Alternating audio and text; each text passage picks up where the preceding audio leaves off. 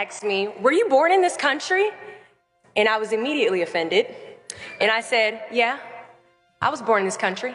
And then she says, do you have any kids? I said, no, I don't have any kids. She then asked me if I was married. And then I said, no, ma'am, I am not married. She says, how old are you? I said, 19. May I help you find something?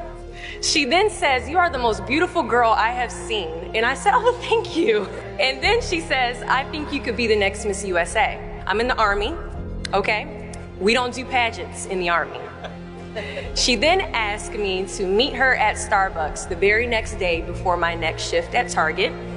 And apparently I was a pretty open-minded 19-year-old because I actually agreed to meet her the very next day. The next day she brought this foot-tall stack of pageant books and proceeds to convince me to enter into a state pageant. So 3 months later, I compete in my first pageant and I lose.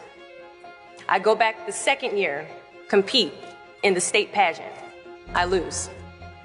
Go back the third year, compete in the state pageant and lose. Go back the fourth year, compete in the same pageant and lose. I go back the fifth year, y'all. Compete in the state pageant and lose. But guess what? I go back the sixth year. Guess what happens? I lose.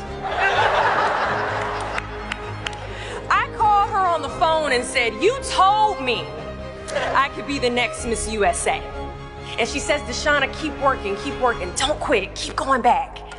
And in June of 2015, she passes away from leukemia. 6 months later, in December 2015, I win Miss District of Columbia, USA.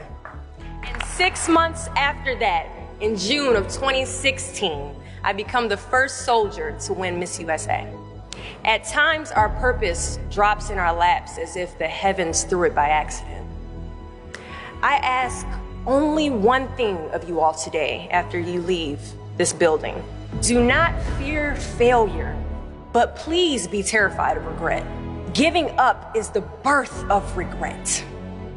After you walk out this door, you will receive 100 doors shut, slam in your face. You will have 100 moments that will be filled with someone telling you no, or telling you, thank you for your application, but we regret to inform you that we've chosen a different candidate for this job. You will sit in 100 different interviews and you will not get the job.